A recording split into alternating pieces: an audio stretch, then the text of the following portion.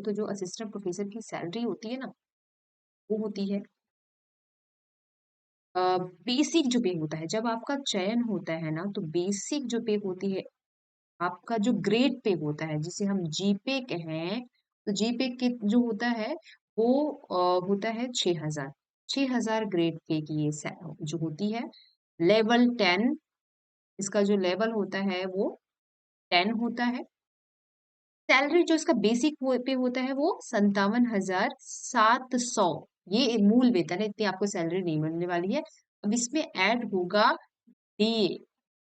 ठीक है, तो डीए इस समय कितना है, हम 58% के हिसाब से फिलहाल के समय में काउंट करें, तो 58% जब हम 50, अब ये 57,700 का हम 58% निकालेंगे, तो जो कैलकुलेशन है वो आती है आपकी 33,460।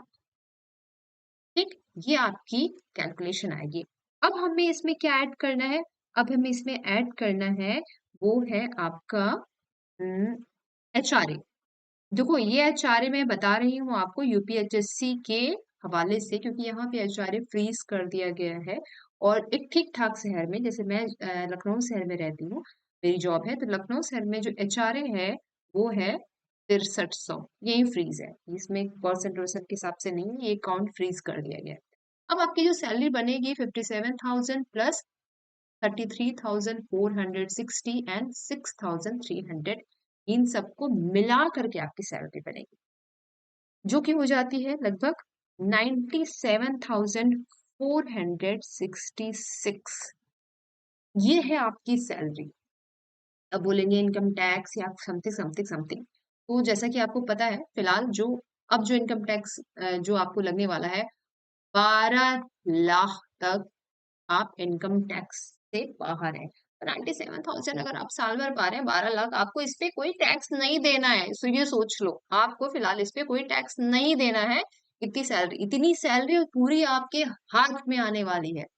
प्लस हाथ में नहीं आने वाली है, आपको इसमें बहुत कुछ मिलने भी वाला है। जैसे आप जानते हैं कि एनपीएस, एनपीएस में आपकी इसी सैलरी का 10% कटेगा, और 14% सरकार अपनी तरफ से ऐड करती है। ये आपके एनपीएस के खाते में जाएगा। तो सोचो, 97,466 रुपीज आपको नौकरी जैसे आप करने जा रहे हो तुरंत आपको मिलती है। ठीक है, चलिए अब एक हवाले से मैं आपको बता भी देती हूँ। ये है एक सैलरी स्लिप। ठीक है, जो जब आप कुछ साल, 2-3 साल आप नौकरी कर लीजिएगा, फिर आपको क्या मिलेगा। देखिए, बेसिक पे बढ़ करके 66,800, डीए जो है वो 36,740, एचआरए 6,300।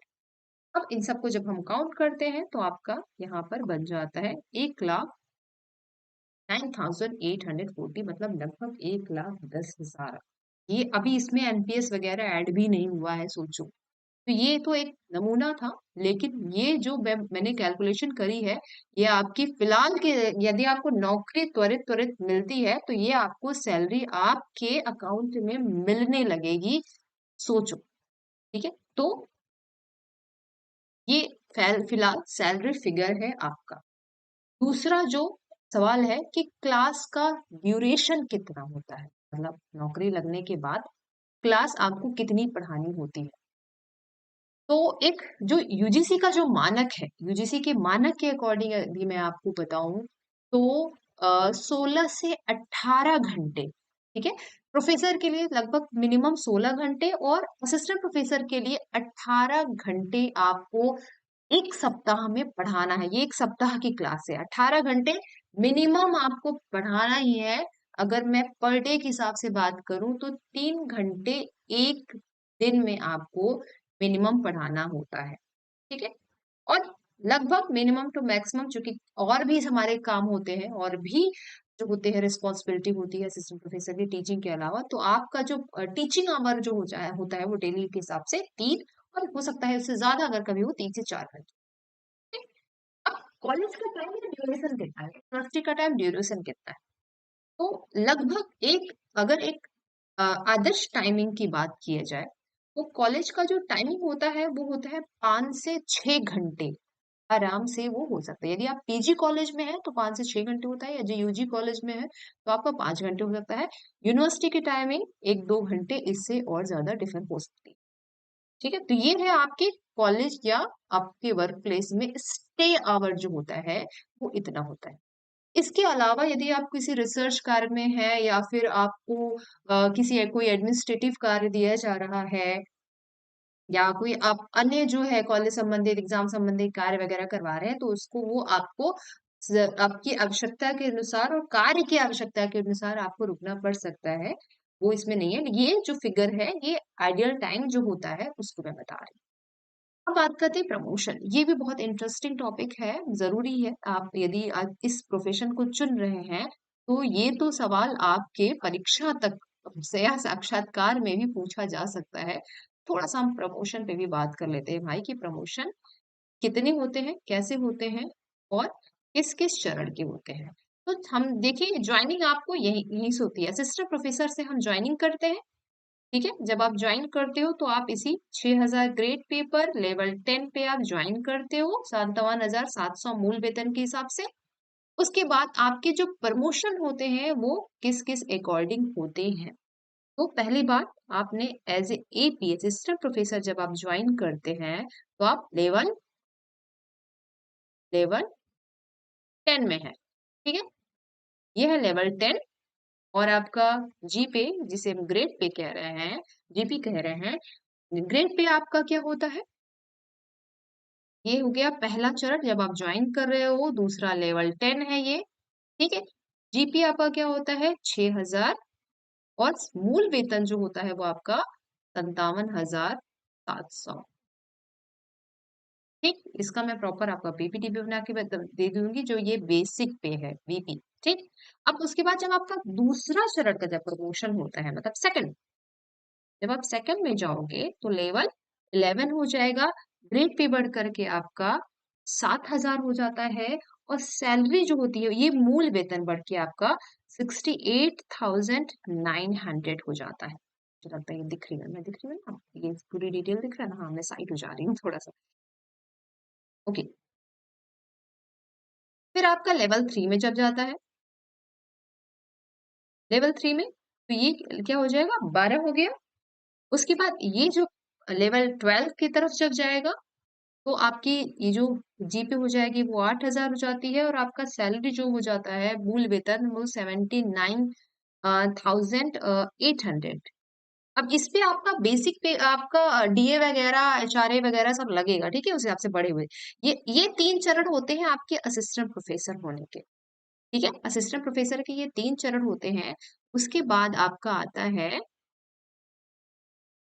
नेक्स्ट लेवल का प्रमोशन। नेक्स्ट लेवल की प्रमोशन की अगर मैं बात करूं तो नेक्स्ट लेवल के प्रमोशन में अब आप असिस्टेंट, अभी तक तो असिस्टेंट थे। और मैं बता दूं टाइमिंग क्या है इनकी प्रमोशन होने की, एक बार वो भी हम समझते चले। टाइमिंग ये कब कब होता है,